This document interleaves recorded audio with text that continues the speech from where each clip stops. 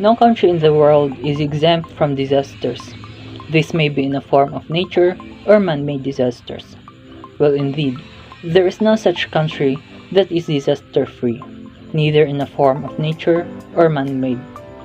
Human nature is curious and innovative individual, but this innovation caused an impact to our surroundings. The occurrence of man-made disasters, such as hazardous material or chemical spills, explosion or nuclear blast, plane crashes, or even water contamination cause extreme health problems, property loss worth billions, and worse, our lives that can be counted. Because of Philippine Archipelago's location along both the path of tropical storms brewing in the Pacific and Ring of Fire, Philippines is highly vulnerable to disasters, and due to Philippine geologic circumstances is highly prone to natural disasters such as earthquakes, volcanic eruptions, tropical cyclones, and floods. Which is why disaster risk reduction and management does not only focus on assistance when calamity occur, but to prepare each member of the community. It means providing continuous support on education, information, and facilities which will help individual to prevent, prepare, and minimize the effect of the disaster.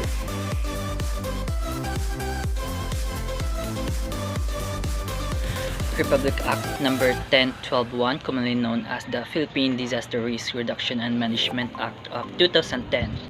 It is an act mandated to strengthen disaster management in the Philippines, a country prone to natural hazards. This will make sure that policies and plans are in place to prepare communities when a disaster occurs. The activities should increase community awareness and knowledge of risk and hazard, and preparedness for effective response and early recovery. PDRRM is mandated to protect the Filipinos' constitutional rights for life and property by addressing the origin of cause of vulnerabilities to disasters. The disaster mitigation and response policies of PDRRM follows the international standard on emergency prevention and preparation, mitigation, action and response, and rehabilitation set by the United Nations Office for Disaster Risk Reduction framework, with the aim of to build a resilience of nations and communities to disaster.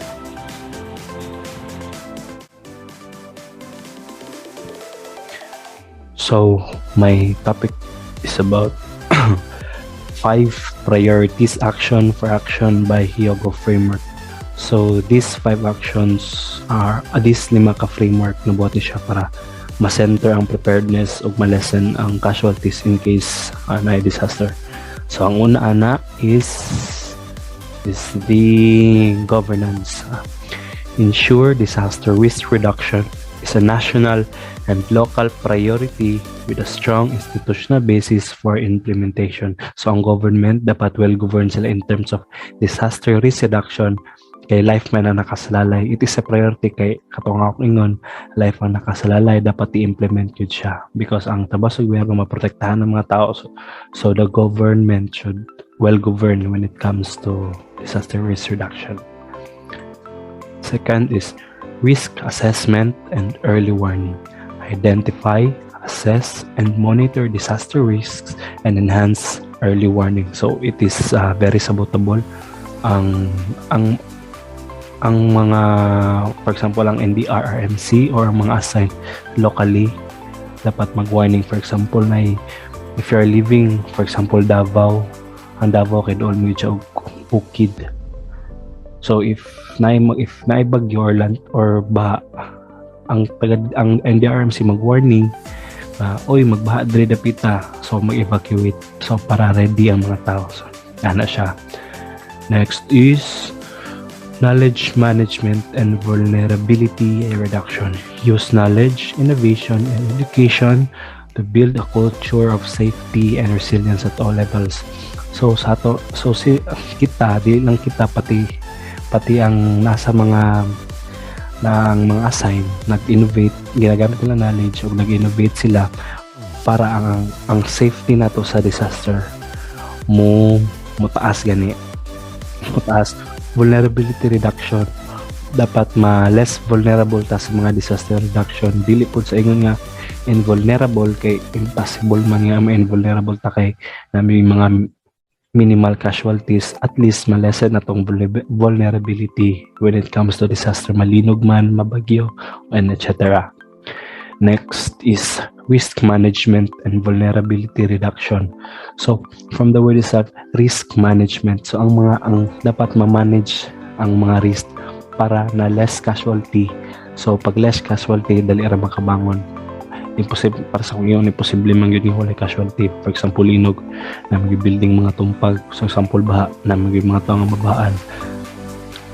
Lastly, disaster preparedness. Strengthen disaster preparedness for effective response at all levels. So disaster preparedness, very simple, no? Dapat prepared ta, di lang kita pati ang mga assigns, dapat prepared sila in case na yung mga abrupt nga casualties. For example, kalinog dili man kayo mabalaan kung padulong na, unlike sa bagyo na ma-predict pa. So dapat i-enhance and dapat already good permi at all levels, already tanan mga evacuation centers, mga relief goods, and etc. Sorry. Thank you. That will be my part. National Disaster Risk Reduction Management Council, or the NDRRMC, is an overseeing body in disaster preparedness planning and the mitigation, as well as disaster response and rehabilitation, both in the government and private sectors. Ito ay sangay ng gobyerno na kung saan nagbibigay babala, impormasyon, abiso o mga mahalagang anunsyo tuwing may sakuna o kalamidad sa Pilipinas. Ang NDRRMC is more known for being responsible for sending government alerts via text messages to Filipinos' phone. This occurs even during the hours before heavy rainfall is expected or after the calamity like earthquake. In addition, the NDRRMC responsible for developing of the NDRRM framework, which is the country's comprehensive all hazards, multi-sectoral, interagency, and community-based approach to DRRM. It shall serve as the principal guide to DRRMC efforts in the country and reviewed every 5 years or as necessary in order that it stays relevant to the changing needs of the times. The Philippine National DRRM framework is not only an essential part of our development process, but it also an important component to ensure the country's sustainable development. This DRRM framework indicates the paradigm shift toward a proactive and preventive approach to disaster management. Number 2, advising the National President on the status of national disaster preparedness programs and management plans, disaster operation and rehabilitation efforts. Responsibilidad ng National Disaster Risk Reduction Management Council, or the NDRRMC, ang pagsama-sama, koordinasyon, at pangangasiwa sa pagbuo at pagpapatupad ng mga ahensya at organisasyon sa mga batas, programa, plano, mga alintuntunin at teknikal na pamantayan ng RA 10121. Number 3, it is also the recommending body in cases of declaring a state of national calamity and release of national calamity funds as needed for aid, relief, and rehabilitation service to communities or areas affected by man-made and natural calamities, and repair and reconstruction of permanent structures, including other capital expenditures for disaster operation and rehabilitation activities. Before we proceed to the basic disaster concept, I would like to introduce myself first. Hi guys, good morning. I am Kyle May Swansing Lapasa, 18 years old, and I'm from Bisad Science Set C. So, the number 1 in the basic disaster concept is the disasters. There are two main types ang disaster, the natural disaster and man-made disaster. So, ang man-made disaster is man-made, gawa ng tao.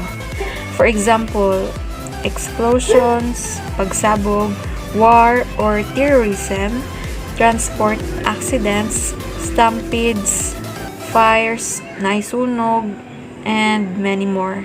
So, katong nabanggit kay mo to siya example sa man-made disaster. Because, kani sila kay mga kagagawan ng mga tao lang ni siya nga naga-cause og kaguluhan og nagdako pod yang impact sa mga tao og sa kapaligiran ani niya. Then next is ang natural disaster. Ang natural disaster naman ay ang mga sakuna na likas nangyayari dulot ng iba't ibang proseso ng daigdig. Which means wala tayong kakayanan para pigilan ito. Kusa lang siyang nangyayari at hindi kagagawan mismo ng tao. Mga halimbawa nito ay ang earthquake, lindol, volcanic eruptions, floods, bagyo, tsunami, tornado at iba pa. Kaning natural disaster kay dili man dyan natin mapugnan ni panghitabo. Kay tungod natural sila, apil na sila dariya sa pangyayari sa earth. Pero pwede nato ma-lessen ang impact o ang aftermath aning natural disaster sa mga tao o sa kapaligiran. Disasters are often a result of the combination of the exposure to a hazard, the conditions of vulnerability that are present, and insufficient capacity or measures to reduce or cope with the potential negative consequences. The exposure to a hazard, maoning unsa mo ka-expose or duol sa panganib. For example, inyong balay duol og dagat, then literal tsunami. Ang tsunami mo gikan sa dagat padulong sa yuta. Then kamo nga nagpuyuan ng dapita, duol na mong dagat. Tako jud ang impact sa tsunami sa inyo compared atong mga tao nga layo ra sa dagat. Pasabot expose kaayo mo sa peligro. The more nga exposed mo sa peligro, the higher ang impact ani nila sa inyo ha. The conditions of vulnerability that are present, ang kanisya maoning ginaingon nga vulnerable or dali ra mo maduulan sa disaster, especially kung daghan kag lapses or kakulangan para maka-survive, maka-overcome ana nga situation. Halimbawa, naglinog, then ikaw nga naa sa pinakataas nga floor sa building, ni dagan kinahadlok ka. Imbes nga mag-duck, cover and hold, ni dagan hinuon ka kay tungod, kulang kag alam unsay buhaton during ana nga pangyayari. So, ikaw nga lack of knowledge, vulnerable ka sa mga panganib. Naay chance na sa pagdagan nimo, mahulugan kag parts sa building, or maunsa pa ka dira. So, mahulog jud nga vulnerable ka ana nga situation. Insufficient capacity or measures to reduce or cope with the potential negative consequences. Pasabot ani kay ang mga kulangan after sa sakuna nga nahitabo. Its impacts may include loss of life, injury, disease, and other negative effects on human, physical, mental, and social well-being, together with damage to properties, destruction of assets, loss of services, social and economic disruptions, and environmental degradation.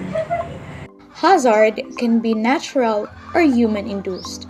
So hazard is a dangerous phenomenon, substance, human activity, or condition that may cause loss of life, injury, health impact, property damage, loss of livelihood, and services, social and economic disruption, and environmental damage. So these are the example of natural hazards. It may be earthquake, volcanic eruption, landslide, or typhoon. On the other hand, human-induced hazards are train accidents, plane crash, chemical spills, and etc. But not all hazard automatically considered a disaster. But if a hazard cause a serious disruption and damage, then it will call a disaster. Good morning, everyone. My report is all about vulnerability. Vulnerability refers to the characteristics and circumstances of a community, system, or asset to make it susceptible to the damaging effects of the hazard. The inability of the community to cope when a hazard occurs is called vulnerability. In Filipino, vulnerability is associated with kahinaan or kakulangan. It means ang kawalan ng kakayahan labanan ng isang panganib o tumugon kapag may nangyaring sakuna. Or sa atong understanding, dili ta dayon makarecover sa mga sakuna nga mabot sa tua. Kay tungod kanang wala tay kwarta, dili ta makarecover sa to ari-arian nga mawala or naapektuhan sa bagyo, dili ta dayon maka-recover kay wala tay budget or wala tay kanang gi-prepared na money para maka-recover. Mao nang isa po na siya sa ato ang kahinaan mo nang gi-associated siya diri ag kahinaan kay mo man ni atong weakness, diba? Nga ang mga bagyo or mga ibang disaster nga maabot sa tua, dili dayon ta dali nga maka-recover unlike sa laing naso, diba? Dali sila kay ang government nagatabang sa ilaha, maunang dali sila makabangon. And kakulangan, diba? Kita nga moabot mag-evacuate sa evacuation center, kakulangan sa relief goods sa ato mga kinahanglanon, diba? Dili dayon ta dali mahatagan kay because kulang ang budget sa gobyerno or kulang ang tulong nga ginapaabot sa mga tao. And example of vulnerability is lack of education. Diba sa atong school ginatudluan ta kung asa ang evacuation center or asa ta like sa Linog, diba ginatudluan ta kung asa ang evacuation center.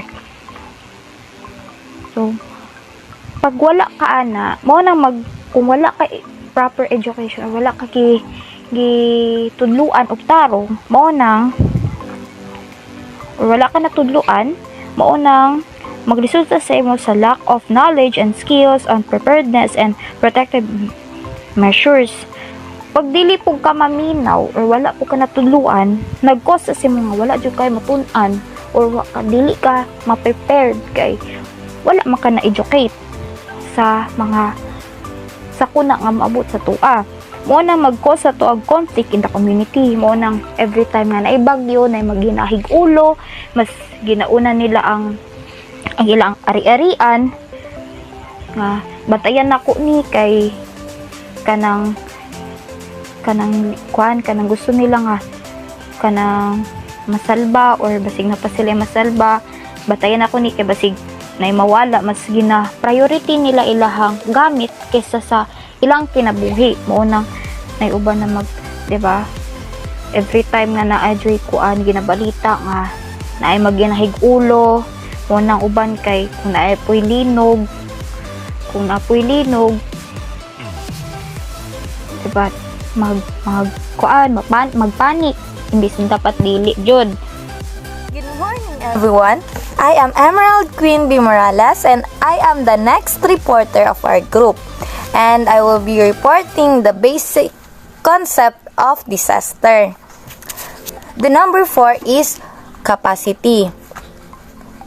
What is capacity?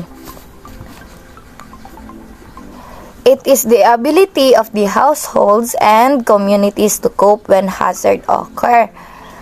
It is the combination of all the strength, attributes, and resources available within a community, society, or organization that can be used to achieve agreed goals and to manage and reduce disaster risk and to strengthen resilience. So, kani siya nagapasabot nga once the disaster is present sa atong community, mao ni siyang mahimong nga way aron nga masolusyonan ang problema.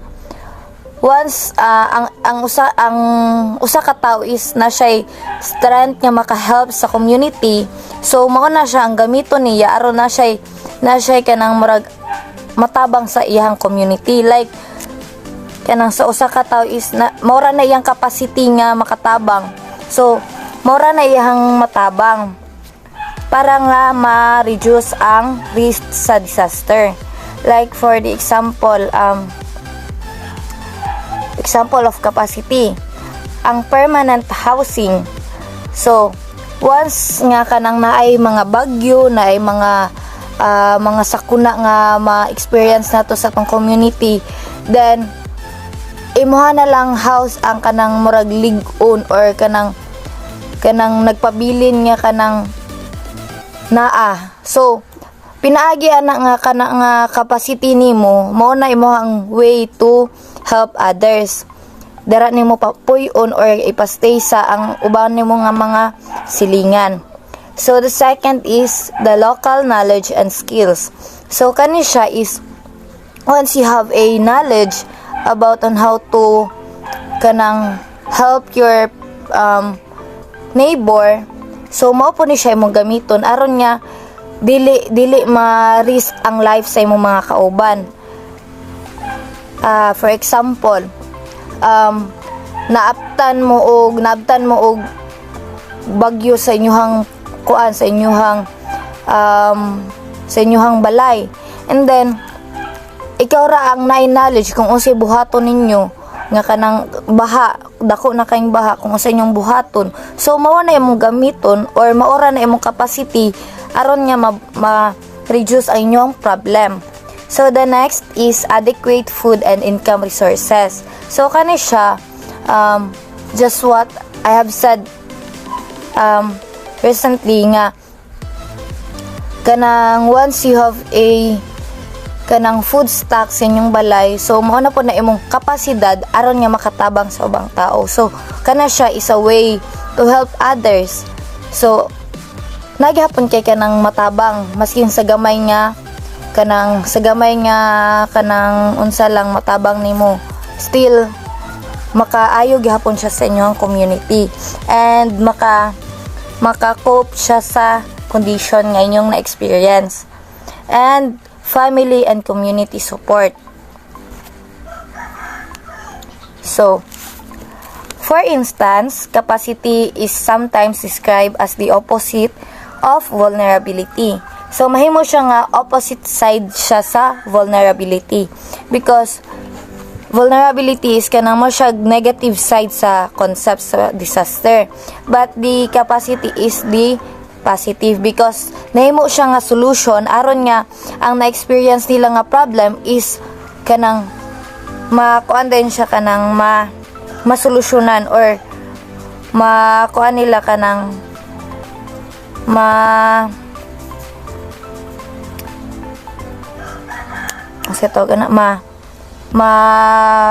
human nila or matabangan nila kana nga problem. So indeed, the starting point for the capacity development is the existing knowledge, strengths, attributes, and resources individual, organization, or society has. O kung unsa ra gyud naa sa inyo ha, or kanang capacity ra ninyo nga makatabang sa inyong community. So, that's all for my part. So I hope that you will learn something to my report. And Exposure is defined as the situation of people, infrastructure, housing, production capacities, and other tangible human assets located in hazard-prone areas, or it refers to the degree to which community is likely to experience hazard events of different magnitudes. So, as the word itself, exposure, so you are experiencing or exposed with something. For example, when you are outside for too long in the winter, so diba na posibilidad na magkasakit ka because you are exposing yourself to the winter for too long. Another example is kusog kayo ang ulan sa Davao. tungod kay dito ang sentro sa bagyo. So katong mga tao or katong taga dito na naka-experience or na-expose sa bagyo is na sila exposure sa calamity na nahitabo. So mo na ang exposure, nga na ang exposure. And also it refers to the physical condition, characteristic, and population density of the people of the community that expose hazard. In Filipino, exposure is associated with pagkalantad. Good day everyone, my name is Kimberly Esparsha and I am from SETC. Allow me to read the assigned topic to me before giving my own insights. So ang gihatag na topic is about disaster risk.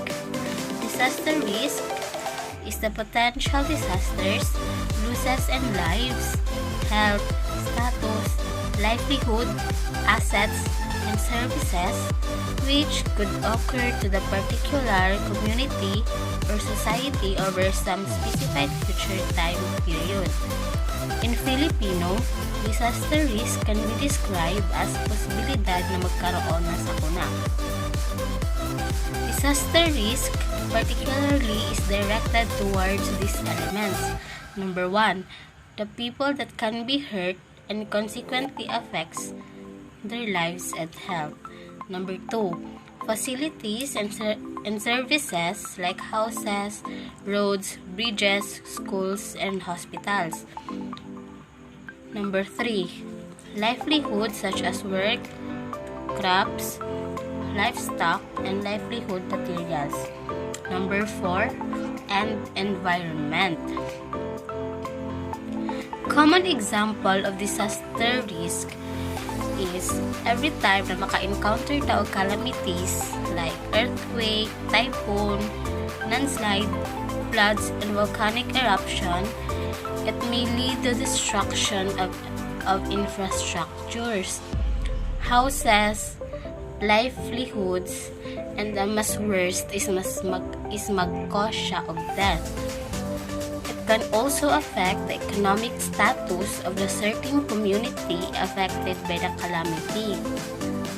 So, ibig sabihin, it will definitely mark an impact to someone's life and in the society. So, that would be all. Thank you.